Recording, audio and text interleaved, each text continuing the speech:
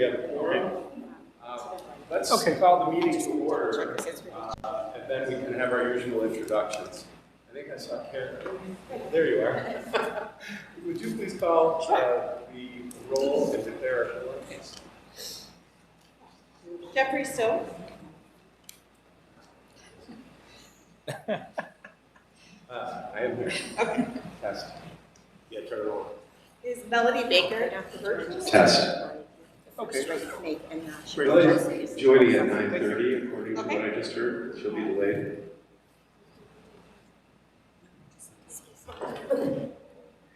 Carrie Phillips, present. Trina Burrs. She should be on her way. Okay, she's on her way. Ken Cooley. Here. Richard Lipsitz, is he on virtually?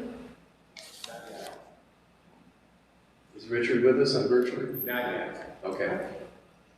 Amanda Lau. Here. Candace Morrison. Here. Igor Suarez Pinheiro. Here. Thank you, everyone, for being timely today and remembering to come to Northland and not North. Well done. Glad to know that. I'd like to start with our introductions, and then we're going to have a moment of silence. But Igor, you want to start for us, please? Just introducing. Oh, Igor, student trustee. Ken Cooley, trustee. I'm the guy president. Jeff Stone, board chair. Carrie Phillips, trustee, secretary. Candace Morrison, trustee. Amanda Lau, trustee. Bob Ramoni, President's Office. Frazier, assistant president. Arda Plana, EVP of finance. Leslie Ortiz, EVP of legal affairs. David Taylor, Assistant Vice President. Eric Nealon, Vice President of Development. Adam Patterson, Vice President of IRAP. John Reynolds, Assistant Vice President of College Safety. Dana Hart, EVP, student affairs, marketing and communications. Lisa Powell, President Director of General Stephen Tucker, President and CEO of Local Services. Thank you all. I'll keep using the mic so that people can hear. Let's begin I'd like to ask for a moment of silence and remembrance for 3 of our ECC family members who we've lost in the last 6 months or so. Most recently, Rich Rojek, custodian of building and grounds, a friend to many of us, and Renee Ritchie, a laborer in our maintenance department, Renee, and Elizabeth Smith from our nursing faculty. So, Ken, I know Rich was always very kind in terms of helping you with meetings and stuff, and I'd like to just point that out because that was very helpful to you as a board member. So, if we may, let's just bow our heads and have a moment of silence and remembrance and prayer for our deceased ECC family members.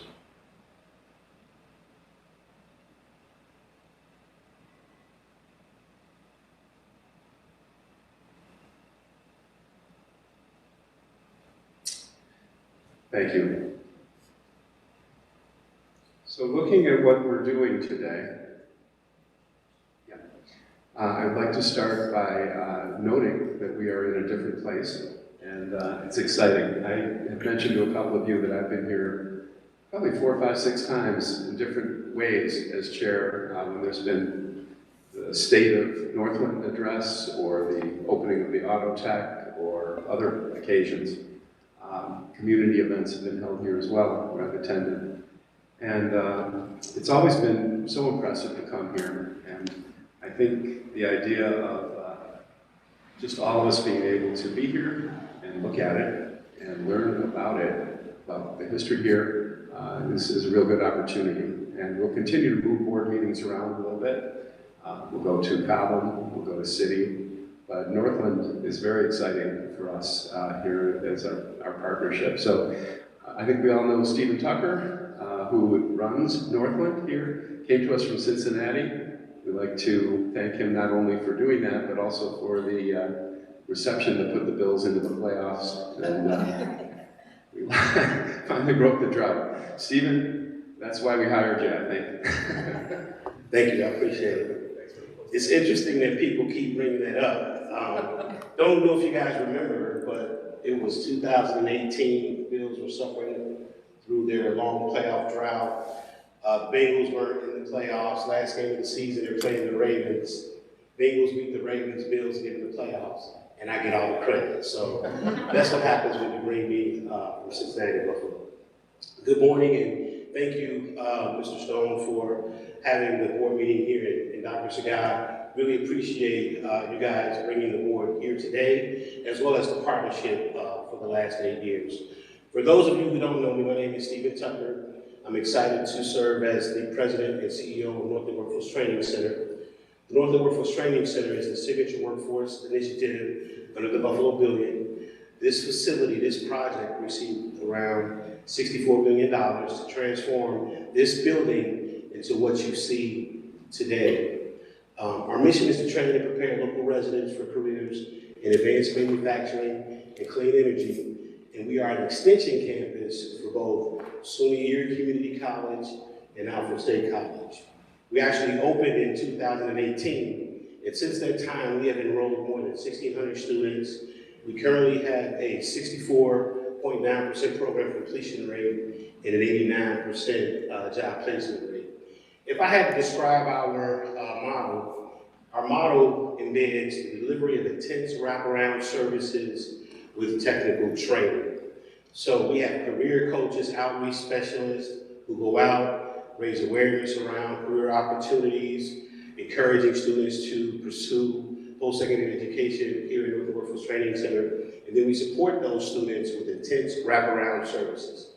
One of my philosophies is do what you do best and partner for the rest, right? One of the things that we do very, very well at Northland Workforce Training Center is outreach, recruiting, wraparound services, supporting students as they journey through their post-secondary education. And one of the things that SUNY Erie Community College, you guys do great, is offer great technical programs. We currently have, in partnership with SUNY Erie Community Colleges, 3 one-year certificates. We have mechatronics. Mechatronics has been here since day one. The mechatronics program is phenomenal. One of the highest in-demand occupations here in Western New York. Peter Gullo, who you guys know, is primarily running that program here. And that program has outstanding enrollment, outstanding retention from semester to semester, and outstanding graduation rates, almost in the 70%. We also have HVAC, heating, ventilation, and air conditioning. That's a brand new program that we have here in Northland in partnership with SUNY Erie Community College, as well as the Auto Tech program. Benny Liberti is also doing a great job. We added the Auto Tech program at the beginning of 2025. That was through a gracious grant through the New York Power Authority Power Proceeds Board. And when you tour our facility, you'll see that our Auto Tech lab, our mechatronics lab, our HVAC lab, they're all very high tech with outstanding equipment. And thankful for us, outstanding instructors actually operating those programs. So SUNY Erie, you guys have been a great and tremendous partner with us. I'm excited about our future. Hopefully we can have more programs. Dr. Sagai. Say that again, just say that again. Hopefully we can continue to add more programs. We've been discussing that over the past year. So we're very satisfied and excited about what we've been able to accomplish today, but really, really excited and looking forward to our future. So I'll come back later today to provide you guys with a tour. Thank you guys again for hosting your board meeting here, and I look forward to working more intimately with each and every one of you. Thank you. Thank you, Steve. Appreciate it. All right.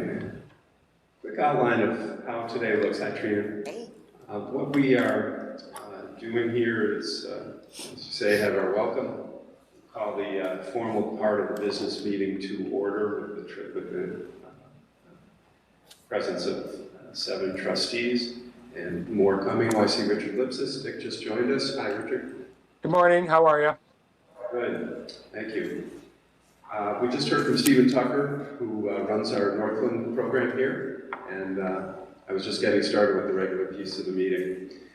On the business front today, we have a relatively light agenda, and we do not have an executive session, so we will not be ushering you out for an executive session and then welcoming you back. Instead, what we'll be doing is again, hearing from Stephen, conducting our business, which I think is relatively brief today. We don't have too many action items, and we'll have our usual reports. And then the board will spend a good deal of time here today with our annual retreat, which will be a private meeting involving all the trustees, or as many who can attend. I think we're all present for it today. And we will be hearing from a number of people, just to let folks know what I anticipate during the retreat. We'll be hearing from Peter Gullo, professor here in the mechatronics program. We will be hearing from a meeting with James Blackwell, who we all know, but is now the chief of staff for County Executive Mark Poloncarz, and also from Deputy Mayor Ben Swanekamp, who was Mark Poloncarz chief of staff and has now moved over to become one of the 4 deputy mayors for new Mayor Sean Ryan. So our thinking was it would be terrific to hear and meet with 2 highly placed people who know us well. Recall that with Ben Swanekamp, Dr. Sagai and I have been meeting with him monthly about ECC matters with the county executive. So he's well steeped in matters relating to the college. And of course, James knows us well. So we'll build on those relationships and hear from them so that we can gain a greater understanding of what exactly is happening in the county and city governments who are our partners here. And then I think that'll be an interesting 2 conversations for the board members to have. We will have college updates. Dr. Sagai, of course, will be talking to us all day. Leslie Ortiz-Fogg, our EVP of Legal Affairs, will be briefing us on contracts, policies, and legal issues. Lisa Palafortna, our Director of Talent Management, will be leading a discussion with Dr. Sagai about the President's organizational chart and vision for college leadership on the ground, and in particular about our new Professional Development Center. I understand we will be learning the name of that center, the result of a vote that was taken on campus. Adam Patterson, our AVP of IRAP, will be giving us an accreditation update, dealing with strategic planning along with Carrie, and giving us data on enrollment, graduation rates, and our dashboard. And then David Taylor will give us a workday update, brief us on IT initiatives, and will lead a discussion on academic momentum. During the lunch hour, that's in the morning, during the lunch hour we'll have a working lunch and a tour of Northland, as well as a briefing from John Reinholz on campus safety, priorities, and an emergency plan. And Stephen Tucker will lead us on a tour of Northland and help us with a classroom visit where we'll meet some students here. We will then, later in the afternoon, talk about the board's self-assessment and president's evaluation, typical retreat topics for our board.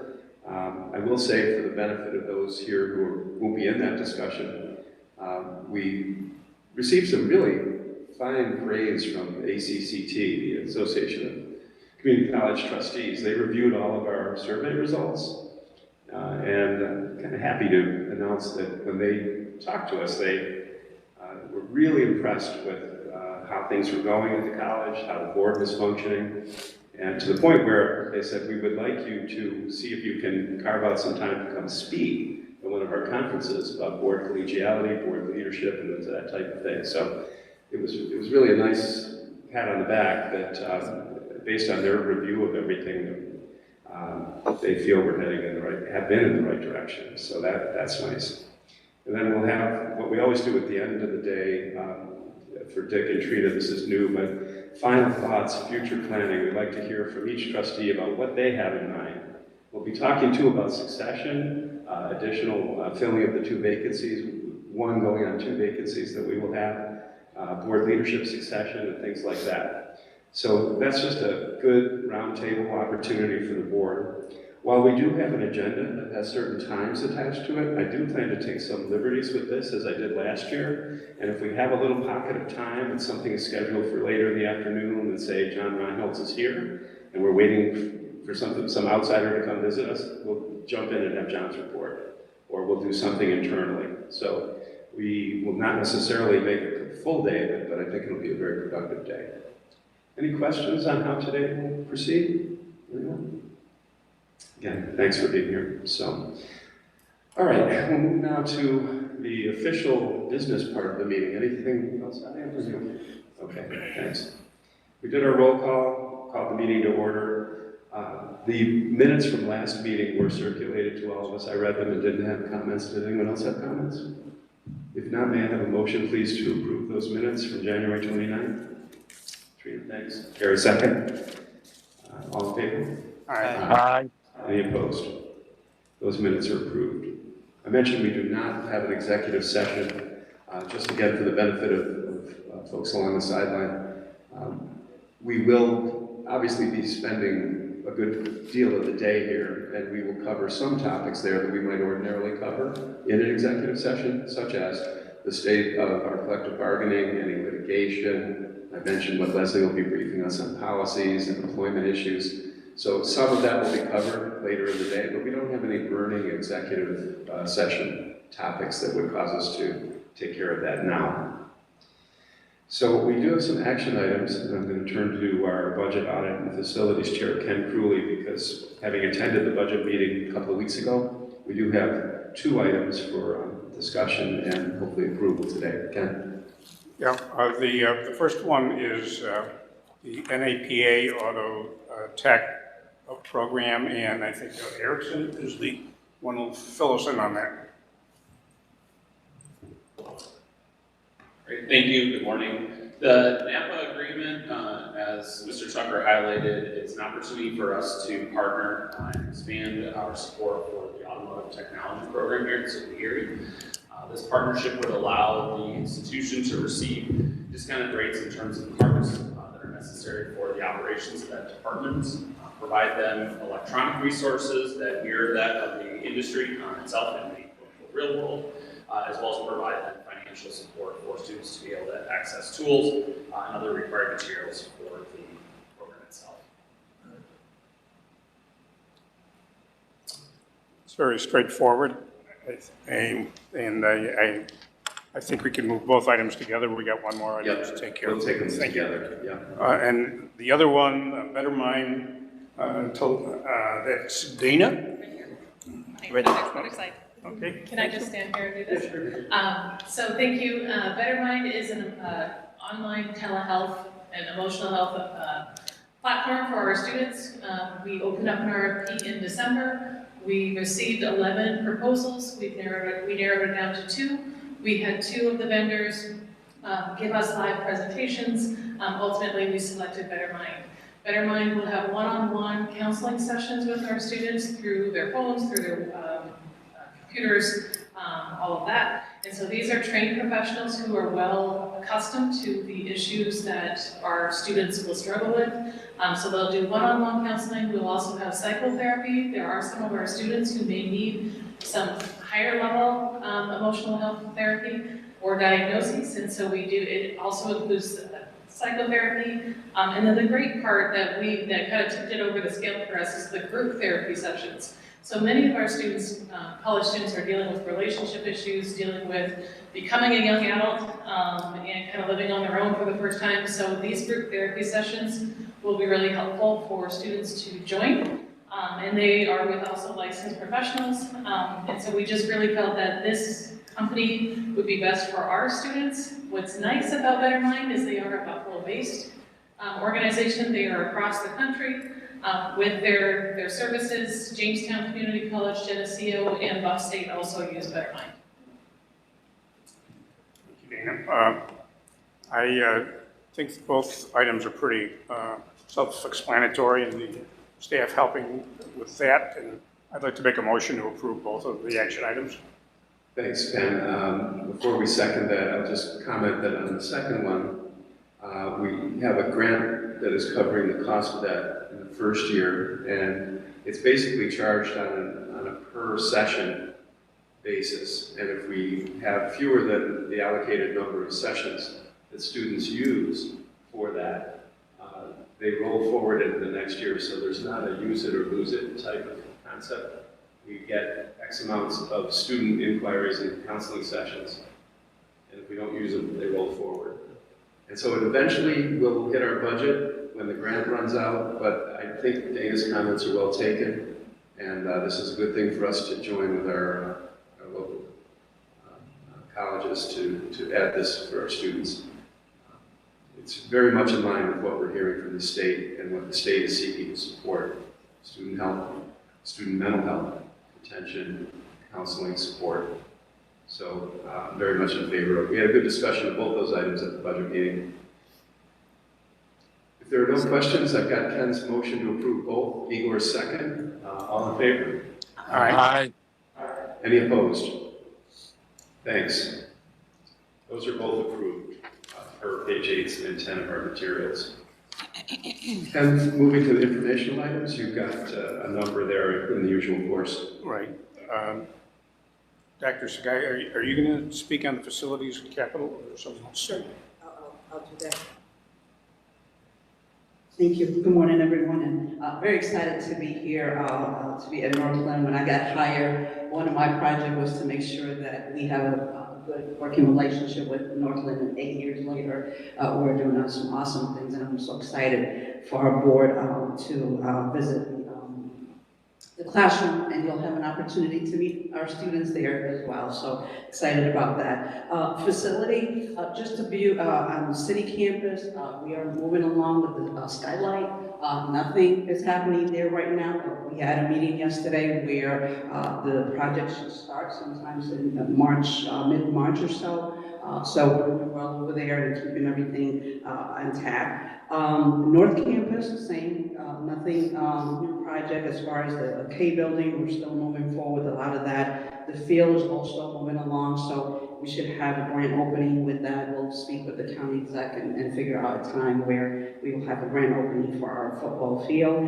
The South Campus, we are in conversation with Peter Krogh about the extension within Copham to have an opportunity to have a cafeteria, a full functioning cafeteria. So we're working on that with the anticipation we should have that forward by, hopefully by fall. So we'll be talking, and we will be meeting under Dana's leadership. We'll be meeting with our students to talk about the design, and so we will be doing that soon in the short month coming. So in the auto tech, we are also, we got approved with Young and Wright. So they are really creating the design to do the auto tech, so we're working on that, and that project is also moving along. So a lot of exciting things, so facility is moving along, and Jimmy Frankhauser will be taking the lead on facility, so he'll be coming to do the report for us.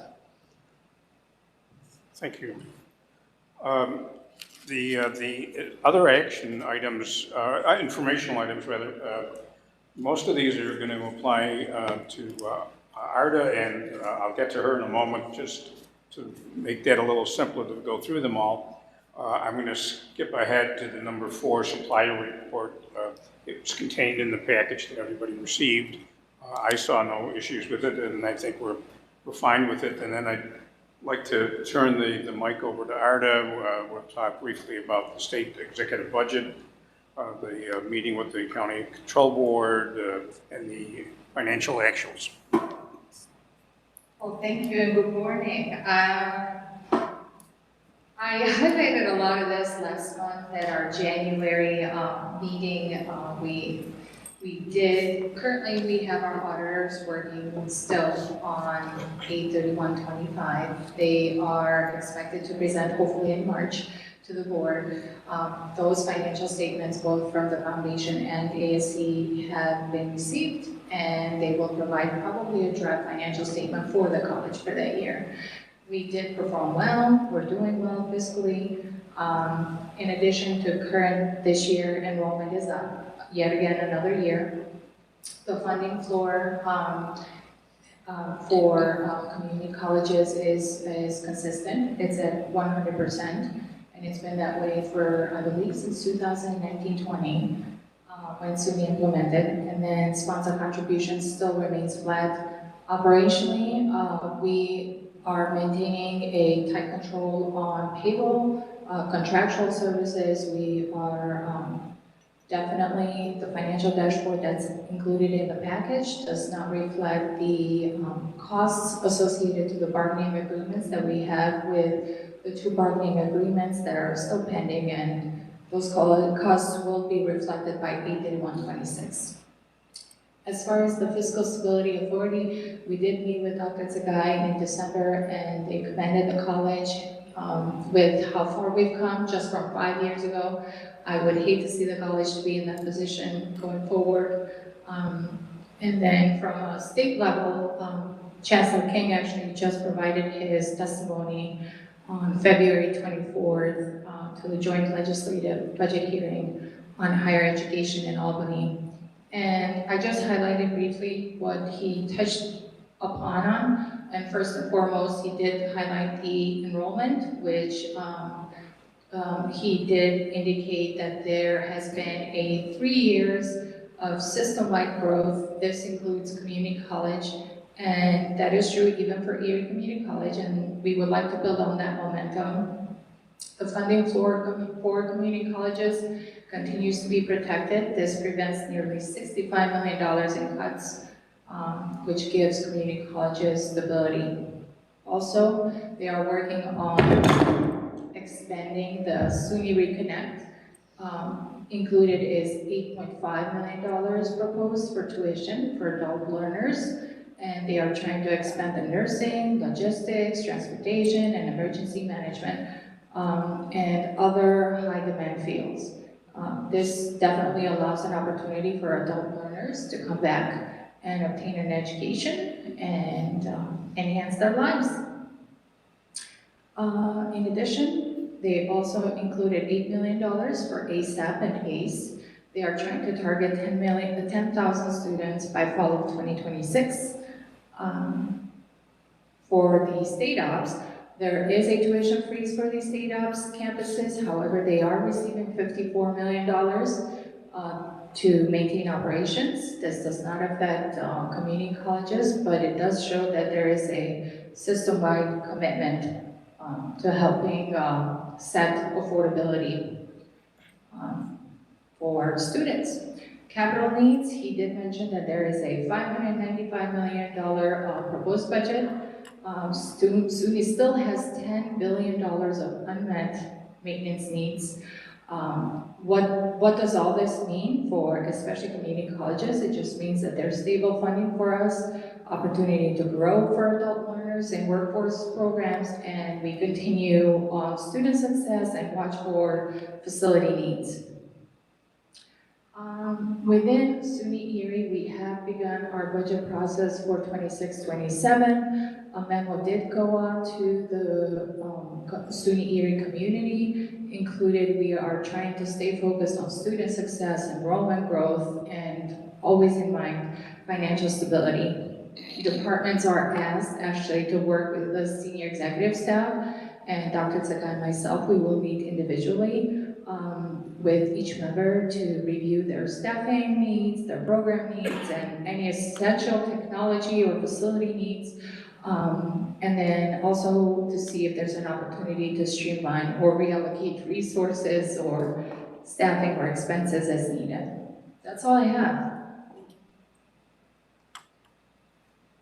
Unless someone has questions.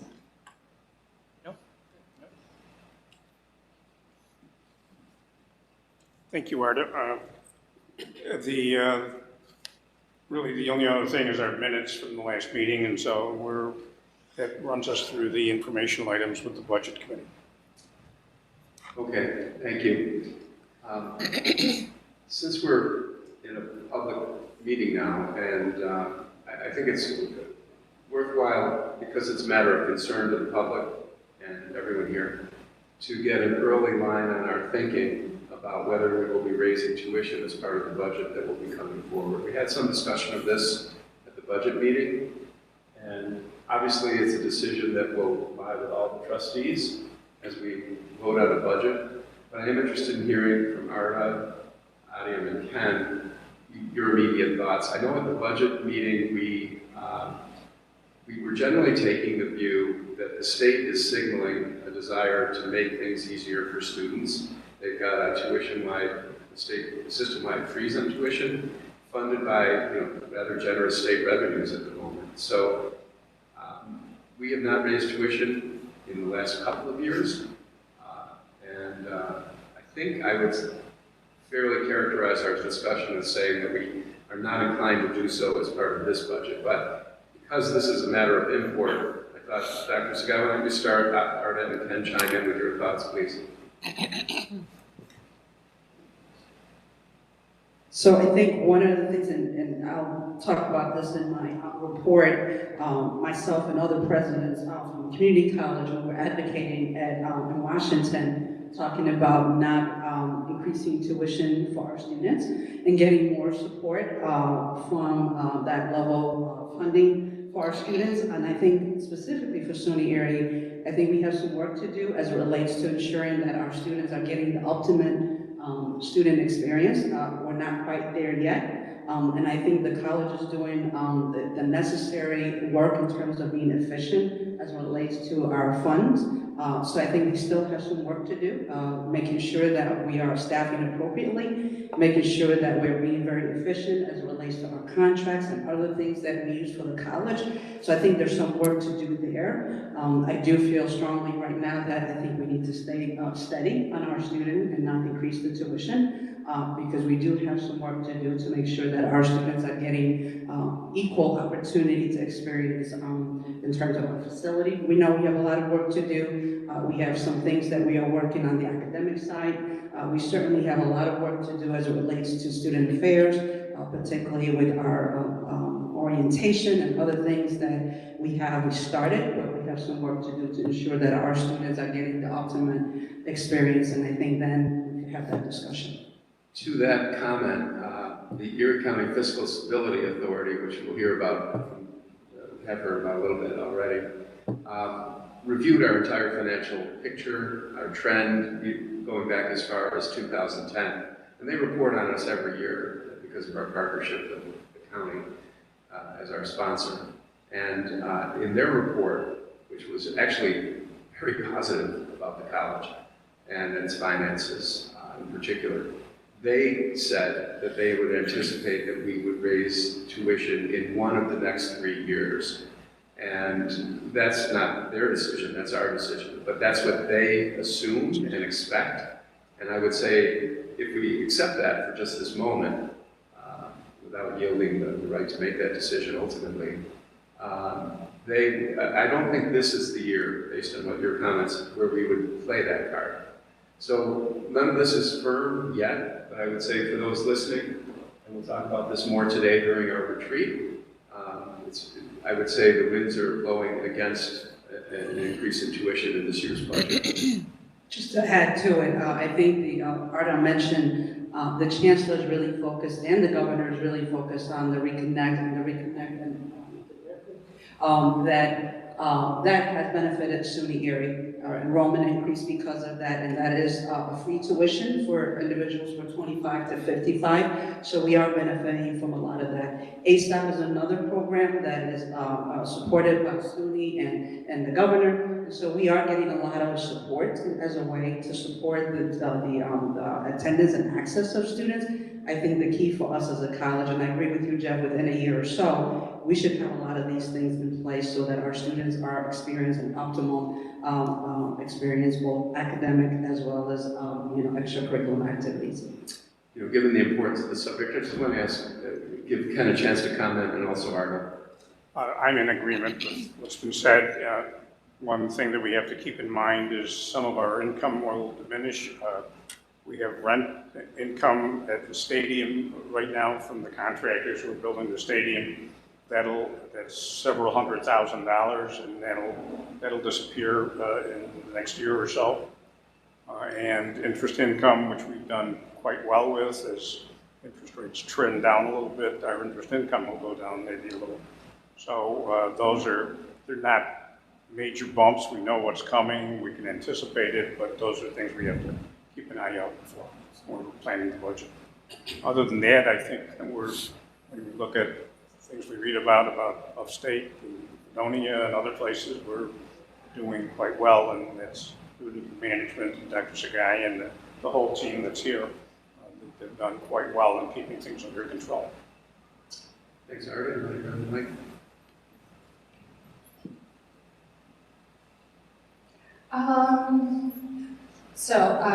When I think about the tuition, we do have probably the lowest tuition in New York State at this point in time. However, I cannot say concretely that whether we should or we shouldn't. I think that decision should be made sometime in March or early April, because then we should have more concrete numbers of what our financial outlook looks like before we make that final decision. Right, that's not to make that decision today, but because it's on people's minds, I thought it would be good to talk about it. Any other trustees want to comment on that? And we'll have other opportunities in March and April as well, but at this point, does anyone else want to make a comment? I like this, that should be a talk house. Yeah, look at you. Good morning, everyone. I certainly would add that the data that we're seeing with regard to our county and the financial struggles that the county overall is facing has continued to rise over the last couple of years. We'll get another report on the conditions of financial struggle in 2027 based on 2025 activity. But right now, as of 2023, the percentage of our county that's struggling financially has risen from 40% to 42%. And these are, folks who are largely working and are struggling to meet some of those basic needs, housing, food, childcare, some of the things I'm sure you're seeing, from your students. So I think, there's probably enough information about the community members to suggest that if we are financially capable of leaving tuition flat, it might be prudent, at this time, considering the external environment. Thanks, Trina, and I know you have a good perspective on that from your post at the United Way. Others, anyone else?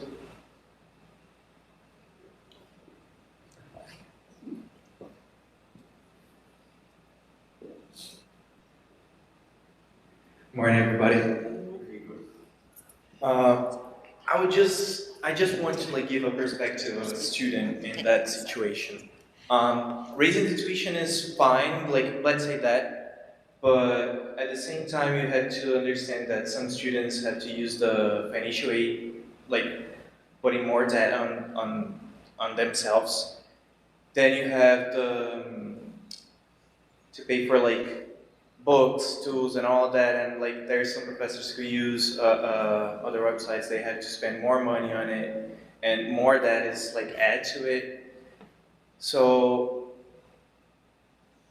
like she said, let's wait and see the numbers and see how it goes. But take in consideration that raising that, there's a chance of less enrollment to the college. Thank you. For the benefit of Dick and Trina in particular, as newer trustees, when this subject has come up in the past, there's always a tug on each side, obviously. You've heard the arguments for not raising tuition. One of the arguments for raising tuition, either now or in the future, is that many of our students do not bear the full burden of the tuition increase, right? So we have lots of students who have full financial aid in various ways, and we all know the programs. But it doesn't necessarily mean that when we raise tuition, it comes directly out of the pockets of our students. Right. So let's maintain a balanced view of this, as we discuss and think about it. And when you don't raise tuition, that's ground that you didn't take, and it has a cumulative effect over time. We saw this, frankly, with the city of Buffalo, not raising taxes for a very long time, and now we're in a tough financial position in the city. So some argue a 2% tax increase every year might have been a good idea, or in our case, it's tuition increase. Go ahead, Candace. To that point, Jeff, I have a question about, I heard a report, I think within the last week, that New York State is looking at its tuition assistant program to adjust some, perhaps metrics. I'm not even quite sure exactly what the analysis was going to be there.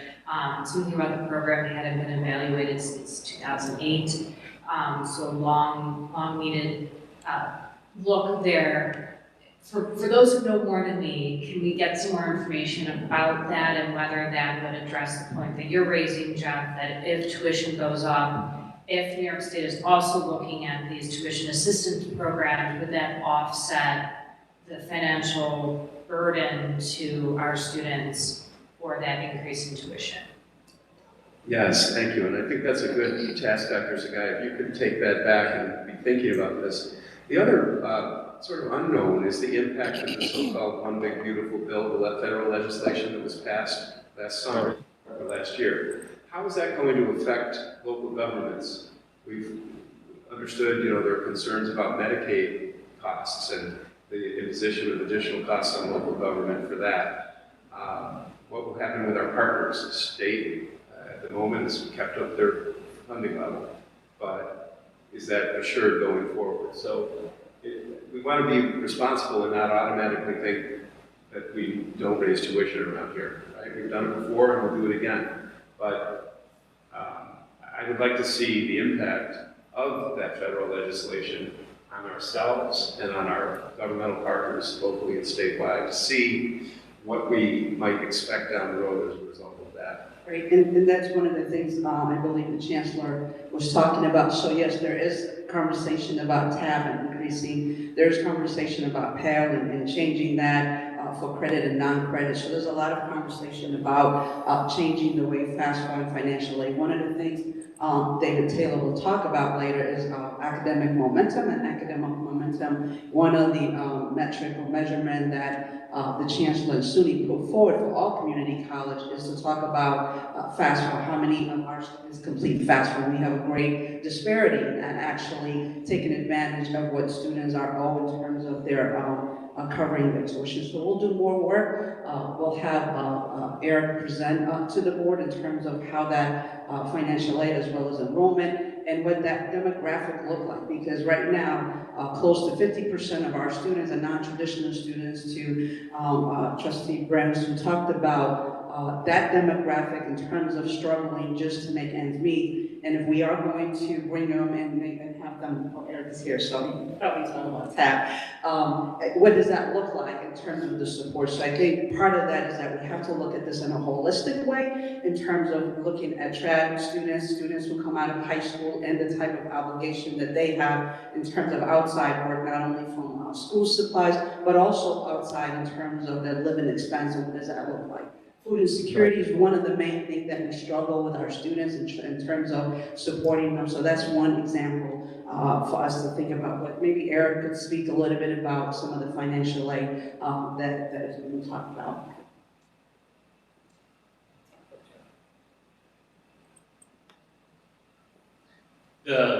How students finance their education, I think, has become a core tenet of how, especially our financial aid team and our whole enrollment management area operates. With the, maybe the Reconnect program, honestly, if I can put that as a bridge here, we've received so much interest about the institution. Given that it's a last dollar scholarship, one of the things that's required then to evaluate those students is that they have to complete then the academic year FAFSA, which is a federal aid application for Pell, as well as any other Title IV loans and awards, as well as New York State TAP. And when we look at that New York State TAP requirement, it's brought, I think, more awareness of how these federal and state aid resources can help students to then fund their education in terms of the tuition, their fees, but also then book support, right, and other resources that are needed for them to be able to complete their education. So the Director of Financial Aid, Katie Cook, I commend her and the team for a lot of work that they've done. We've been trying to bring more and more awareness then of completing those applications to the college community. Katie was able to create this guide, which is a great handbook of what are some of the high impact, low stakes statements that advisors and our faculty can have, our staff can have with students of your FAFSA and TAP. If you haven't, where to go next from there. We're also reaching out to the community. We have actually a FAFSA completion night that's going to take place next week on Monday to bring more awareness about the benefits of completing those. And then also aligning FAFSA completion workshops with when we have big registration events. So we have those coming up. Our next ones are in April that we're working on. This way that when students get registered, it's how are you going to fund it? It's right there with them. So our team will walk them through as they're completing their FAFSA and TAP applications and answering questions to the best of their ability, helping students then to make sure that when they're registered, they're also able to help finance education as well. So we're really supportive and appreciative of the federal and state funds that are available. We constantly monitor if there's any changes that are going to impact our students. And again, as Dr. Scott highlighted, the majority of our students do get that type of federal or state aid at some time. Thanks, Erickson. Mr. Lipsis, by your body language, I'm suspecting you might have a comment in this area. I want to give you a chance.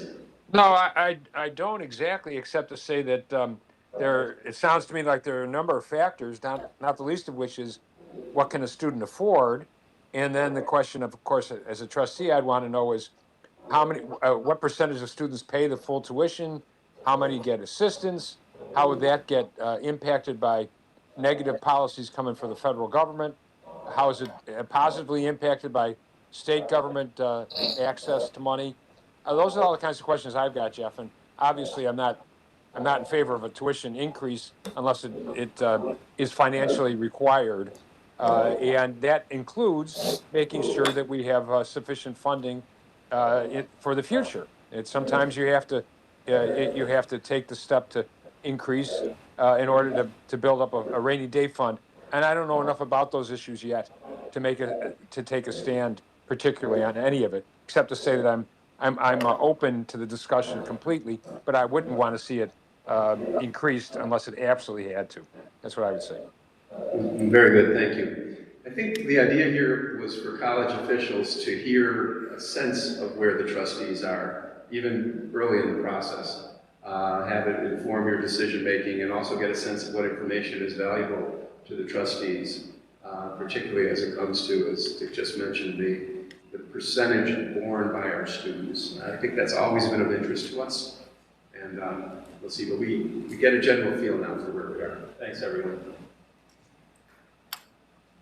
Just quickly, item 7 in Ken's informational list is community college chargebacks presentation. We're not going to do that today, but I just want to make mention that we did have a good presentation from Arda on the whole question of chargebacks, which can be a little confusing, but for those of us in the world of community colleges, it basically means when you lose students to other community colleges from your county has to pay for the education of those students elsewhere.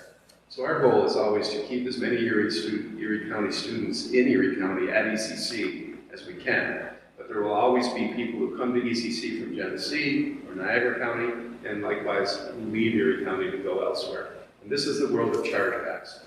So with 2 new trustees and all of us frankly needing a frequent recollection or refreshment on how that works and its impact at ECC and Erie County, Arda will present to us, I think in March, on that subject in a more normal board meeting, not the retreat day. So that's what's happening there. We have some committee reports. We'll see if anything surfaces there. A lot of this subject will be covered today during our retreat, but for public session, do we have anything, Candace, from Curriculum and Student Success University? We do not. Okay. And marketing, I know Trina is heading, we talked about last time, I think in the marketing direction, and we'll confirm that today as we meet privately. Okay. And that, of course, is where Len has worked while he was on the board. Policy and governance, I don't think Mel is on yet, is she? No. Just a matter of full disclosure, I've talked to Mel, and Mel has moved out of state because her husband has taken a position in North Carolina, and her family is there now. And I think it's Mel's intention to, therefore, leave our board after many years of effective service, and now our vice chair. So I think that's in the mix. That's not been made official yet, and that'll be up to Mel. But I think that's the general direction, given that she is in North Carolina physically. And so that'll leave policy and governance open. I think Dick, when we had lunch, you had expressed some interest in that area, and that might be a good slot to fit you into. So we'll talk about that and see what the group thinks during our retreat. Strategic planning and assessment and technology while you're at it, Karen? Nothing to report. Okay. Again, we'll hear on IT a little later during our retreat, and on many of these areas. And finally, Amanda, talent, diversity, equity. Okay. I also have a light report. It's been fairly, not very long since our last meeting. I did not attend the last meeting with the county executive, but Adia, you did. Anything to report of note? No, everything went well. We have one on March 2nd. We'll be back with that. Adia and I continue to speak. I know it was very, very disruptive to the college last week when we lost Rich, and that was a big piece of news, a very sad news. Igor, do you have from in the public session here a student report? Yes. Oh yeah.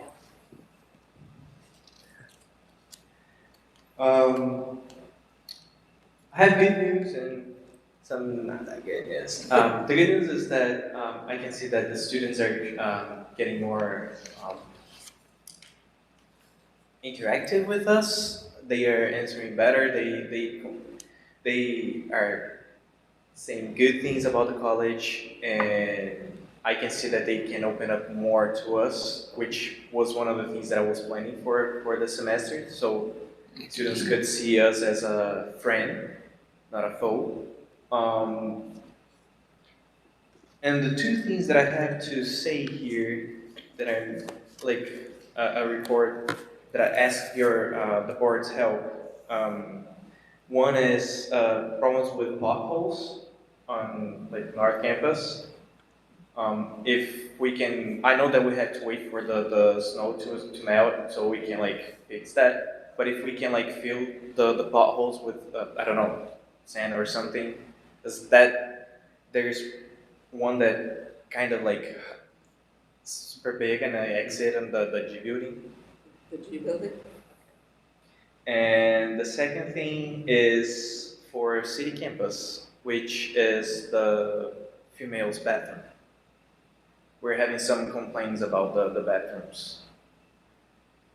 The good thing is the vending machines for South Campus, for the Stripe, that's a good news too. So out of that, I'm pretty sure that everything is dealt with, and I don't have anything else to report about. Have you been over at Common Drive yourself for any of your classes? Not for classes. Okay. Not for classes. But I've been there a couple times. Seems to be going smoothly there? Yes, honestly, the report from South Campus is that the students are opening more. That's why I said like they are seeing SGA as like a friend of not a foe. They are communicating better with the SGA. No complaints so far. And even if it has any kind of like, not complaint, but like, what's the word? I would use complaint as a word, but it's not complaint. We already dealt with, so it's not necessary to like bring to the board's attention right now. All right. Thank you, Igor. If I may respond to one of the pothole, we will work on that. As you know, with the changes with the facility. Same thing with the cleanness of, particularly of the city campus. We talked about staffing, so we did implement a second shift staffing because it has been a challenge in terms of having that. So we did make some changes with staffing, so hopefully that will show some of that. The other thing we are doing, and really just monitoring all the space, but in particularly with city, because there has been a conversation, certainly has been brought to my attention. So we made some changes and added some staffing, but we did it on the second shift, so that way things could get taken care of. Very good. I don't think we have Dr. Quinn. Do we today? And your president's report? Sure, absolutely. So as you can see, a lot of traveling. Lobbying in DC with the Associate of Community Colleges Trustees. We were there. SUNY was there. We had students representative from SUNY and other community college, and so we made some good headways by meeting. I was just wondering if the lights can go down and see a little better. Nice.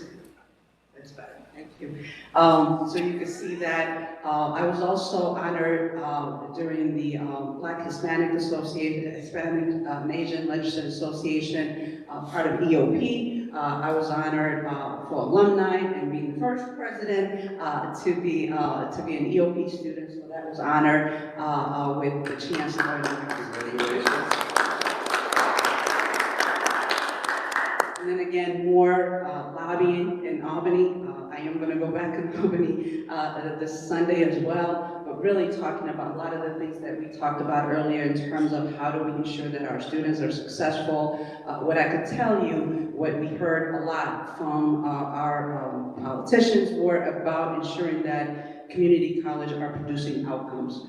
It's one thing to access and have students come to our colleges, but what they're looking for is to make sure not only do they graduate, but they're working and making sure that they're making decent wage. So that is a big deal, and that is something that our team is working on, and not only recruiting our students, but giving them the best experience while they're here, but ensuring that they are in the right program and graduating in a timely manner. So that was great.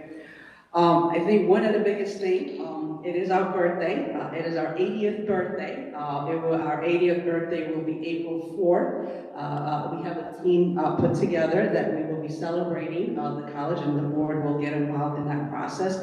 So it's a Saturday, April 4th is a Saturday, they tell me. I was going to have it on a Saturday and have cupcakes, but that is also our spring break, Easter, so we will be celebrating our 80th birthday on April the 2nd, but it will be a whole year celebration. Very happy about the college 80th birthday and very excited. So that is going to be part of our celebration. We will be including students, people from the community, again, April the 2nd, but certainly we will celebrate the entire year to celebrate our 80th birthday.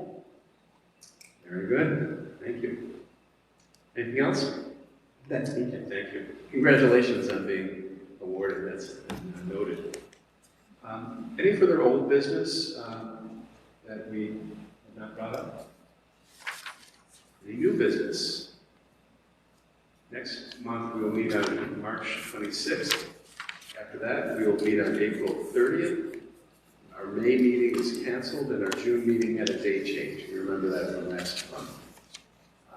We have, of course, our commencement on May 20th, which is a chance for all of us to be together. Absent any other suggestions of business, I'll take a motion to adjourn. Jeff?